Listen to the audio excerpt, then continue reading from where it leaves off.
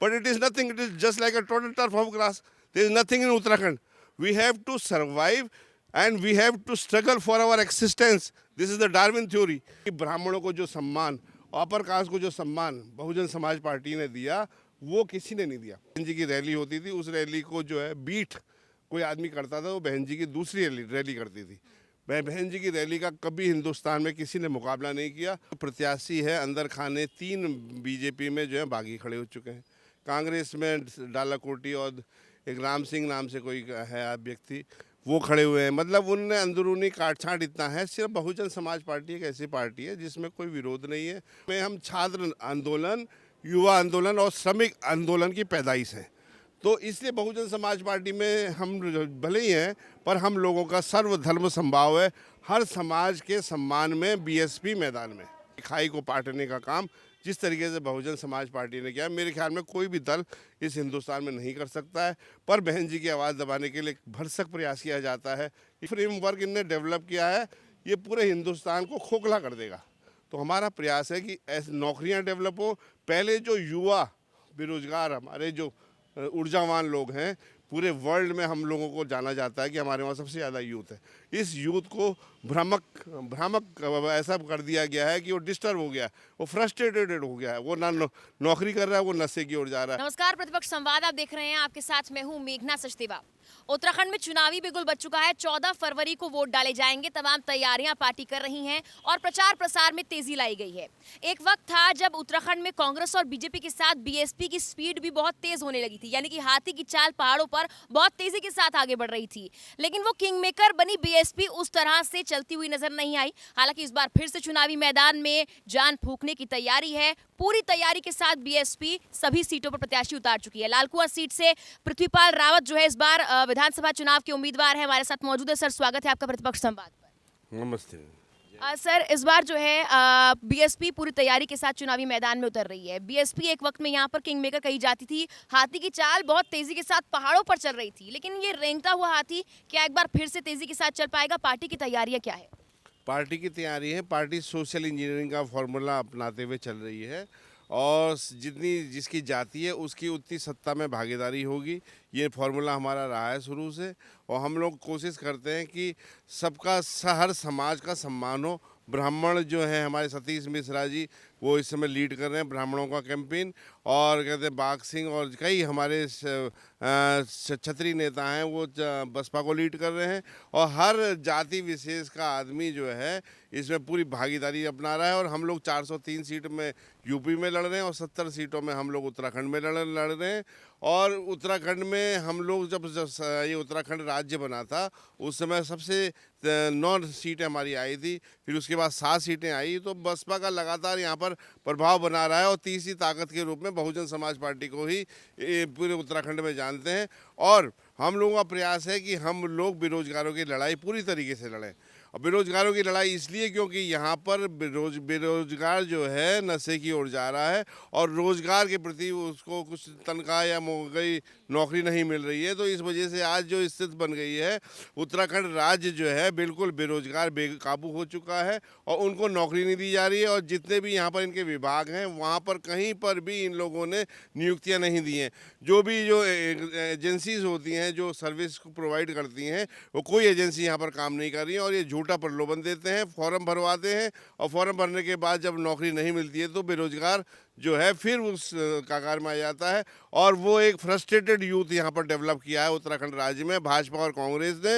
इन लोगों का प्रयास यही है कि आप लोग सत्ता में आओ और अपना कहते पैसा कमाते हुए जाओ और अपनी बिल्डिंगों का क्या कहते दुमंजिल को तिमंजिल करते जाओ, और ज़मीन अगर 10 एकड़ है तो 20 एकड़ करते जाओ। यहाँ के सारे नेता जो हैं पैसे के प्रलोभन में इस उत्तराखंड राज्य को बर्बाद कर दिया गया। और जिस उत्तराखंड राज्य की लड़ाई हम लोगों ने कई साल यहाँ पर लड़ी, और जब मैं छात्र संघ में था तब हमने यहाँ पर 72 घंटे का बंद कराया, वो ऐतिहासिक बंद था। उसके बाद उत्तराखंड राज्य की लड़ाई हुई थी।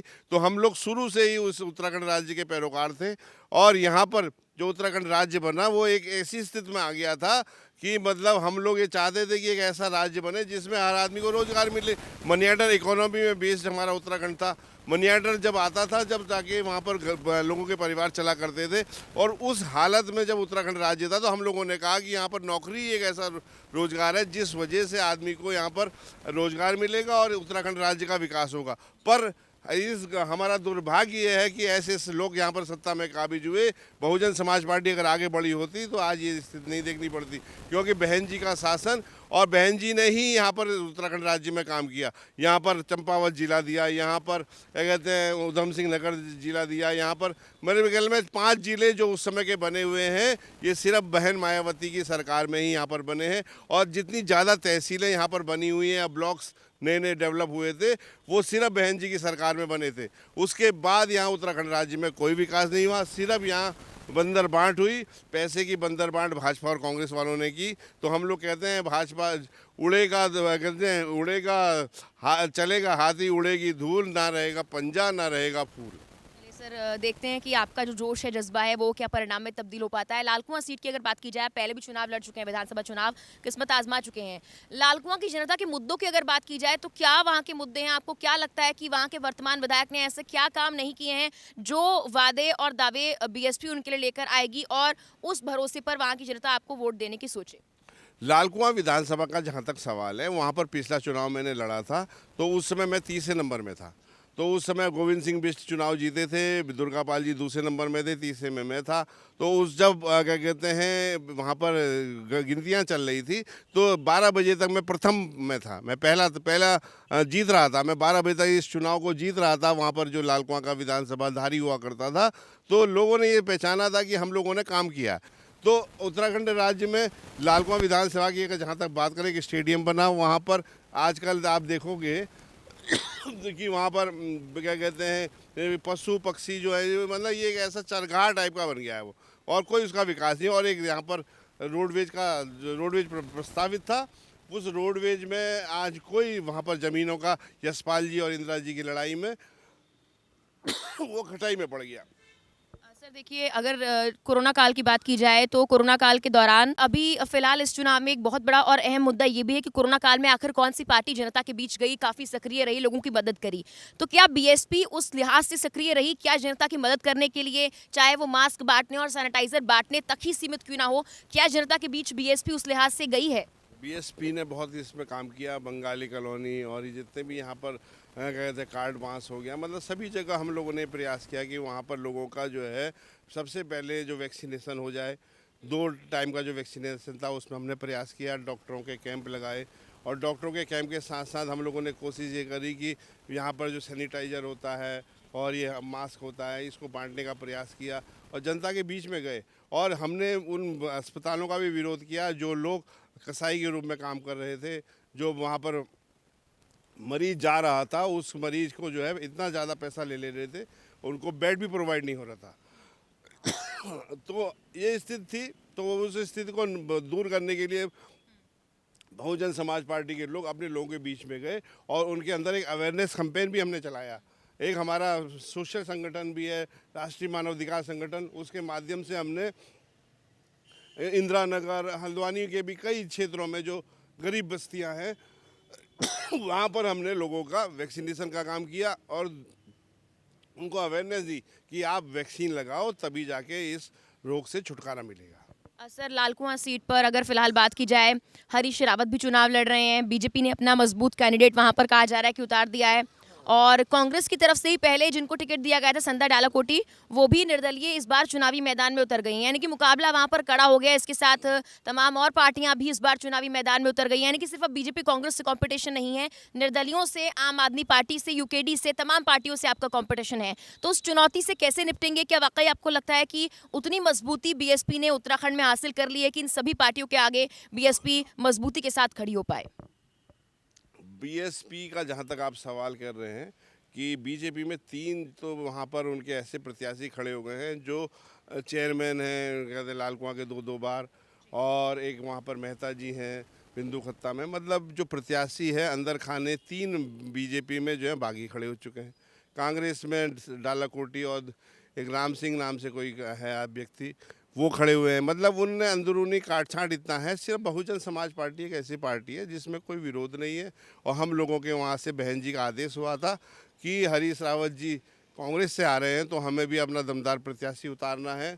तो इसीलिए मेरे से जब बात आई तब हमने वहाँ पर कोशिश करी कि हम लोग हरीश रावत को इस बार हराने का प्रयास करेंगे, क्योंकि हरीश रावत जी जो हैं उनका ये क्षेत्र नहीं रहा है और वो इस क्षेत्र में अभी आए हैं और हम लोग इस क्षेत्र में आज नहीं 40 साल से काम कर रहे हैं।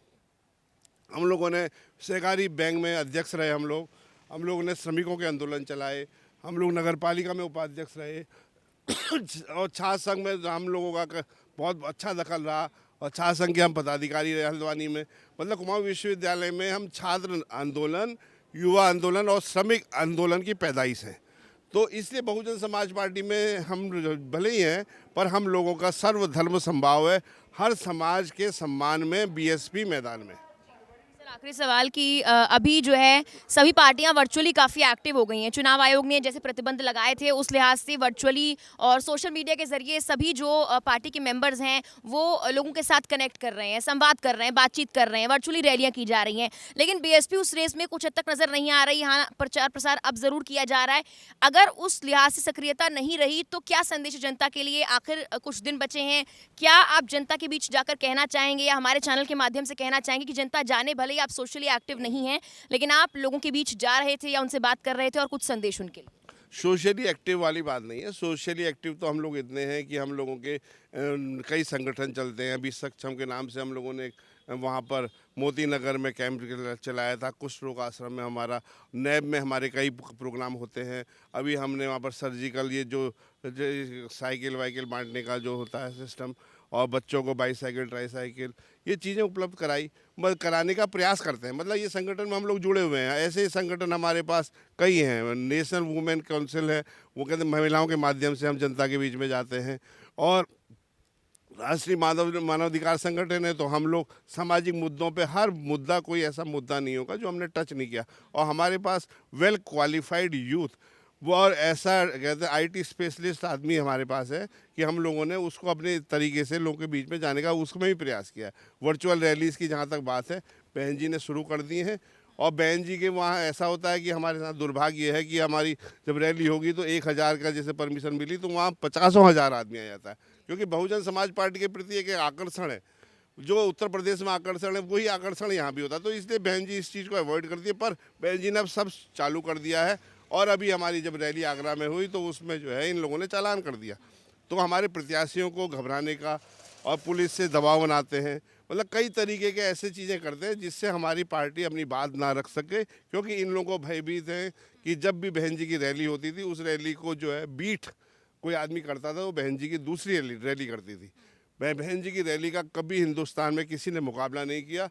और हमारी कोशिश ये है कि ब्राह्मणों को जो सम्मान, अपर कास्ट को जो सम्मान बहुजन समाज पार्टी ने दिया वो किसी ने नहीं दिया। एक बार ऐसा था कि यहाँ ब्राह्मण और क्षत्रिय लोग ये विधायक बनना बंद हो गए थे, तो उस समय बहन जी ने जब सोशल इंजीनियरिंग का फॉर्मूला अपनाया तो उन्होंने कोशिश ये करी कि उनको टिकट दिया ब्राह्मण ठाकुर को, तो वहाँ 80 आदमी विधानसभा में पहुँच गए और 40-45 तो मंत्री बना दिए। तो बहन जी ने जो अपर कास्ट को सम्मान दिया मेरे ख्याल से, और जो आरक्षण अपर कास्ट के लिए 10% आरक्षण जो था वहाँ पर करने का प्रयास किया बहन जी ने, तो वो पार्लियामेंट में जो था ये पहले से ही यूपी असेंबली में ये बातें बहन जी ने अपनी पटल पर रखवाई थी। तो कोशिश ये करी गई कि हर समाज में, चाहे वो किसान हो, चाहे गरीब हो, दलित हो, अमीर और गरीब की खाई को पाटने का काम जिस तरीके से बहुजन समाज पार्टी ने किया, मेरे ख्याल में कोई भी दल इस हिंदुस्तान में नहीं कर सकता है।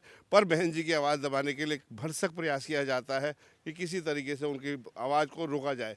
उनका यही कहने का मतलब नहीं है, मतलब सिर्फ हम अम्बेडकर जी की बात नहीं कर रहे। हम लोग तो कहते हैं कि अगर आरक्षण मिला है तो एक टाइम लिमिट तक मिला था, वो टाइम लिमिट तक मिला था, आप नई तरीके से उसे डेवलप करिए। पर ये लोग इनका दिमाग है इस चीज़ में जाता नहीं है। निजीकरण की बात करते हैं, निजीकरण में क्या है, आज सरकारी नौकरियां ख़त्म हो चुकी हैं। जो लड़का पढ़ रहा है बेरोजगार है, पढ़ने का मतलब ये हुआ करता था कि हम लोग रोज़गार पाएंगे। जब हम पढ़ रहे हैं, लिख रहे हैं और उतना बच्चे पढ़ रहा है, उसके बाद उसको रोज़गार नहीं मिल रहा है। 15 लाख 20 लाख रुपए दे के वो मैनेजमेंट में MBA BTech HTech जो भी करते हैं ये, तो उसके वो पैसा लिया जाता है कर्जे में। मध्यम वर्गीय उस कर्जे की अदायगी नहीं कर पाता है। कहाँ से करेगा, क्योंकि उसकी तनख्वाह 12,000 14,000 होती है। तो एक ऐसा फ्रेमवर्क इनने डेवलप किया है, ये पूरे हिंदुस्तान को खोखला कर देगा। तो हमारा प्रयास है कि ऐसी नौकरियां डेवलप हो। पहले जो युवा बेरोजगार हमारे जो ऊर्जावान लोग हैं, पूरे वर्ल्ड में हम लोगों को जाना जाता है कि हमारे वहाँ सबसे ज़्यादा यूथ है। इस यूथ को भ्रामक ऐसा कर दिया गया है कि वो डिस्टर्ब हो गया है, वो फ्रस्ट्रेटेड हो गया है, वो ना नौकरी कर रहा है, वो नशे की ओर जा रहा है। तो उसके माँ बाप अलग परेशान है, पूरी पीढ़ियाँ बर्बाद हो जाएंगी, हिंदुस्तान खोखला हो जाएगा इन लोगों के कार्यकलापों से। हम लोगों का प्रयास है कि उस पीढ़ी को आगे बढ़ाया जाए, उसके लिए रोज़गार डेवलप किया जाए और उनको आत्मनिर्भर बनाया जाए। कोशिश की जाए कि उनके लिए ऐसे रोज़गार हो जिसमें सब्सिडी हो।